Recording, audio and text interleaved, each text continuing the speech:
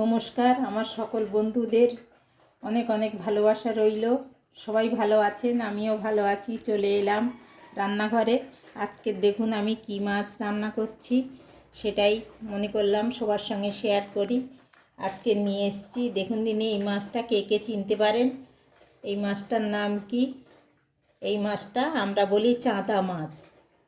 আমাদের এখানে মাঝে মধ্যে পাওয়া যায়। এটা হচ্ছে সমুদ্রের মাছ। এই মাছটা আজকে নিয়ে এসেছি। এই মাছটার আজকে ঝাল রান্না করব। প্রথম থেকে শেষ পর্যন্ত দেখার অনুরোধ রইল। আমি কিভাবে রান্না করি সেটাই আজকের সবার সঙ্গে শেয়ার করব। আমি কড়াইতে তেল দিয়ে দিয়েছি। এবার মাছগুলোই লবণ হলুদ মাখিয়ে নেব, নিয়ে একটু ভেজে নেব। দেখুন বন্ধুরা, আমি মাছগুলো ভাজতে দিয়ে দিয়েছি। এই মাছগুলো কিন্তু বেশ ভালো লাগে খেতে। এই মাছের ঝালই করতে হয়। আমি খুব একটা ঝোল টোল কোনো দিন করিনি। আমি যেদিনও এনেছি এই মাছটা ঝালই বানাই। সঙ্গে থাকুন আমি কিভাবে বানাই। দেখুন মাছগুলো আমার ভাজা হয়ে গেছে। এবার আমি তুলে নেব। এবার আমি ওই মাছ ভাজা তেলের মধ্যে অল্প একটু তেল দিয়েছি, দিয়ে পেঁয়াজ কুচি দিয়ে দেবো, চেরা কাঁচা লঙ্কা দিয়ে দেবো দুটো।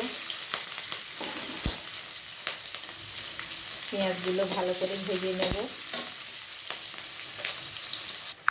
পেঁয়াজগুলো আমার ভালোভাবে ভাজা হয়ে গেছে। আর আমি এখানে জিরে, অল্প একটু ধনে, গোলমরিচ সব বেটে রেখেছি। এই বাটা মশলাটা দিয়ে দেবো।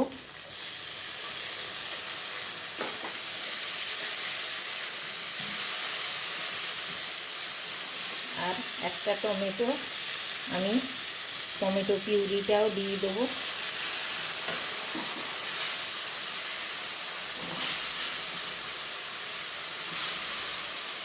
খুব ভালো করে কষিয়ে নেব।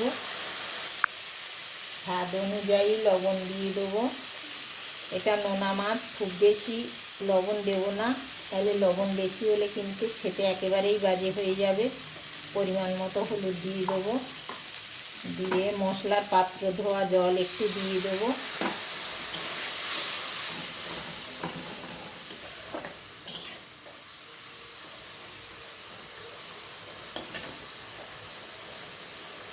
এবার আমি মাছগুলো দিয়ে দেবো।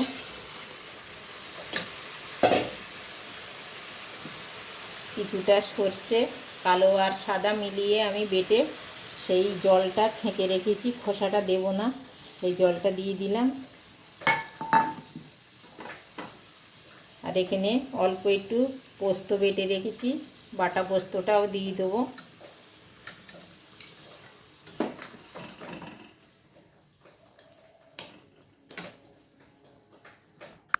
আমার রান্নাটা কিন্তু একেবারেই হয়ে গেছে। অল্প একটু লঙ্কা গুঁড়োও দিয়েছি, দেখুন কত সুন্দর লাগছে দেখতে। আর অল্প লাস্টে একটু তেল দিয়ে দেবো, এতে করে খেতে অনেকটাই ভালো হয় রান্নাটা। সবাই ভালো থাকুন, সুস্থ থাকুন। আর আজকের আমার এই রান্নাটা কেমন হলো জানাতে একেবারেই ভুলবেন না।